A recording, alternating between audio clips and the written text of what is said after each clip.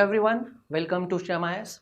In today's 1PYQ a day series, we are going to discuss internal security question. Before starting with the question, you can avail free one-on-one mentorship at Shriram's IS by clicking on the link given in the description. Here is the question. This question appeared in year 2023. Okay. Question is for 15 marks to 50 words. Now look at the question. Question is, give out the major sources of a terror funding in India and the efforts being made to curtail these sources. Then in the light of these, also discuss the aim and objective of the No Money for Terror NMFT conference recently held at the New Delhi in November 2022. Question में दो part है.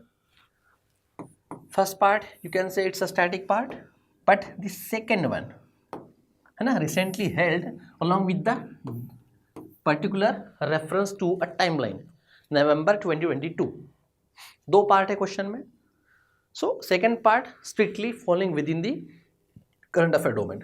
पहला आप बोल सकते हैं कि static parts है. Now the question is for 15 marks to 50 words. You have 3 pages to write. Observe the directives. पहले है give out. Give out means you have to just list out the important aspects. उसमें ज़्यादा कुछ हमें elaborate नहीं करना है.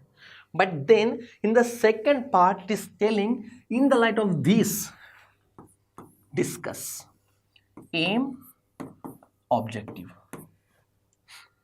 ठीक है. नाउ हियर गिव आउट में भी आपको देखेंगे major sources of terror funding, first part, and the efforts being made, second part. ठीक है, first part. In the second part of question again you can either make a single heading with aim and objective of NMFT, या फिर आप independent दो heading का इस्तेमाल कीजिए. Aim of NMFT and objective of no money for terror financing. Either way. ठीक है ना, perfectly alright. Let's talk about the introduction. Here the question is about a terror financing. आप स्टार्ट कर सकते हैं. Terror financing is a complex and evolving challenges. Why it's evolving? Due to a convergence of terrorism with that of other crimes, basically internal security threats. क्योंकि question is revolving around the terror financing. अगर आपको terrorism को define भी करना है तो you can go with that. But अब जैसे टेरर फाइनेंसिंग की अगर बात ही कर रहे हैं तो वी कैन टेल कि terror financing is a complex and evolving challenges due to convergent nature of a terrorism with that of other crimes. अपने आप में एक स्टेटमेंट बन जाएगा, अच्छा लगेगा. Then comes the body part. Bring out major sources of terror funding. सबको पता है वैसे, काफ़ी मतलब ऐसे डिफिकल्ट क्वेश्चन नहीं है. इंटरनल सिक्योरिटी में इन जनरल बहुत टफ क्वेश्चन नहीं आता है. स्टेट स्पॉन्सर टेररिज्म, आपको एग्जांपल लिखना है तो आप लिख दीजिए. Of course they provide the fundings, है ना. Organised crime, yes we know as a matter of fact. Narco terrorism, ये लिख सकते हैं आप. Money laundering may be hawala you can say, है ना. A money which is going unaccounted for any reasons, it has all the characteristic of being involve in unlawful activities. उसमें एक terror financing भी हो सकता है. ठीक है. Counterfeit currency, fake Indian currency notes, है ना. जनरली आपको दिखेंगे बांग्लादेश बॉर्डर्स पे, पाकिस्तान बॉर्डर्स में भी कभी कभी होता है. Besides that we also have emerging threat crypto currency, unregulated. तो कहीं ना कहीं it is also a terror funding sources. Bring out है, लिस्ट आउट करेंगे, आगे बढ़ेंगे. Then comes the efforts made. अब एफर्ट्स हमें पता है, एक होता है नेशनल लेवल पे, एक होता है इंटरनेशनल लेवल पे.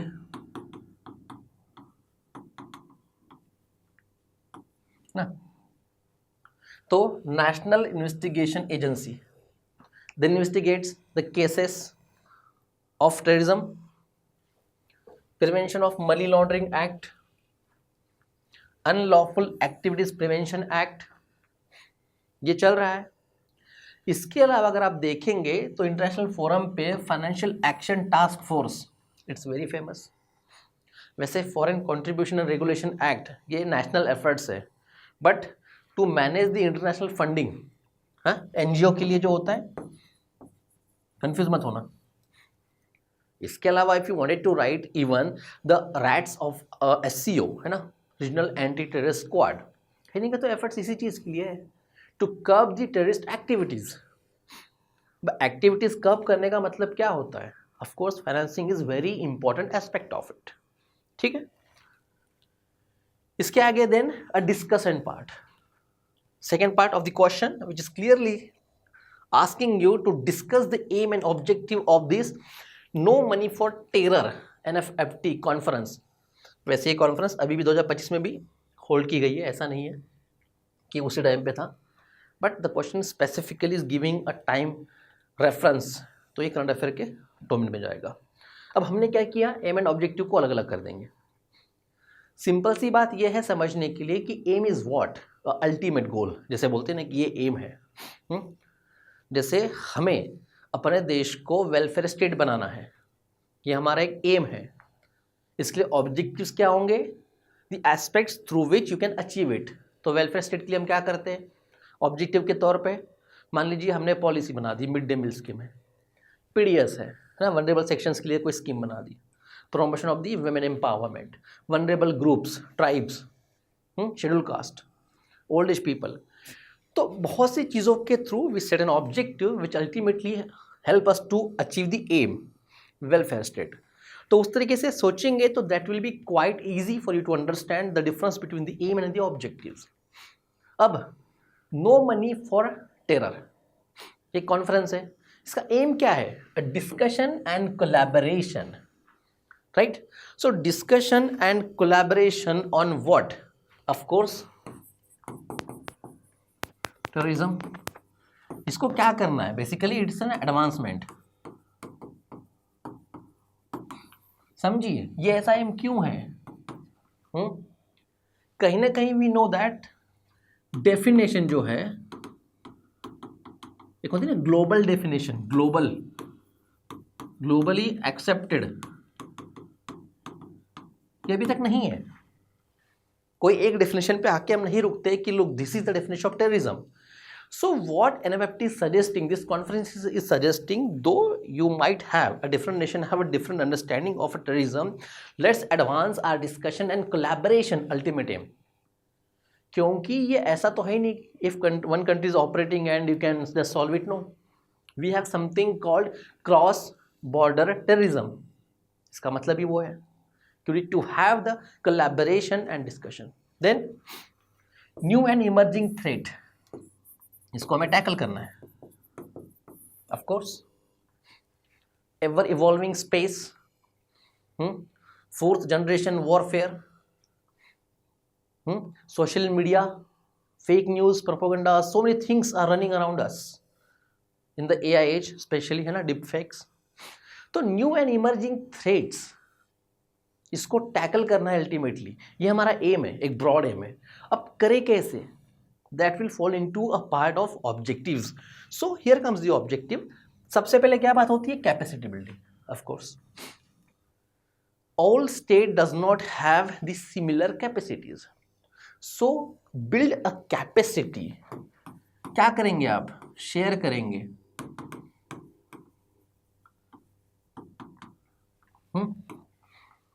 Identify,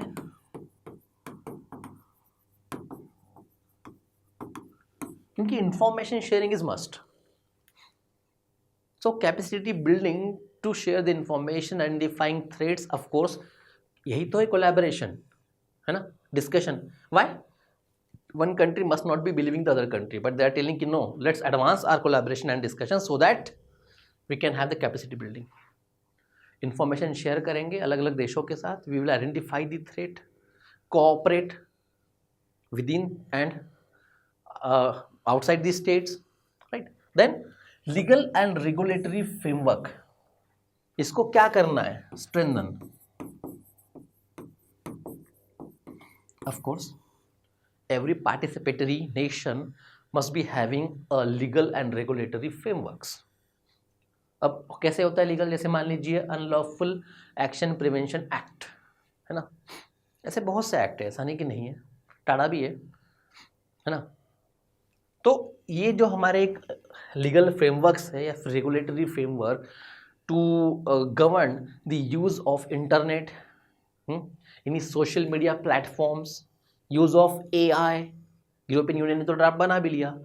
now all of the country is thinking to have a rules, a guideline for the regulating AI. तो उस तरीके से लीगल एंड रेगुलेटरी फ्रेमवर्क को भी स्ट्रेंथन करना होगा. And then preventing misuse. किसको? Existing framework, maybe government machinery, exploiting population. अलग अलग तरीके से होता है ये तो, है ना? A particular section of the society or maybe group of people having resentment against the government that will be supported by some other countries to spread the internal security threat or to disturb the peace of the country. तो preventing misuse, state machinery हो, आपके rules regulations हो, government के कुछ loopholes हो, people हो, objectives यही सब होते हैं. क्योंकि ये छोटे छोटे चीज़ करेंगे then only you can achieve this aim, new and emerging threat को यू कैन टैकल अल्टीमेटली. तो यही तो तरीके बता रहे हैं हम. लीगल रेगुलेटरी फ्रेमवर्क करना है, कैपेसिटी बिल्डिंग करनी है, right? So these are the ways. Now ultimately after writing all these things you have to write the conclusion.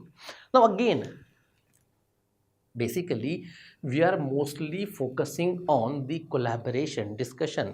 तो आप ये लिख सकते हैं कि no money for terror conference is a cornerstone of the international collaboration where we can learn from each other's experience, है ना? क्या करेंगे हम? एक दूसरे के एक्सपीरियंस से सीखेंगे. And what will do? We will scale up the promising solution. Ultimately इसका क्या रिजल्ट आएगा? Scaling up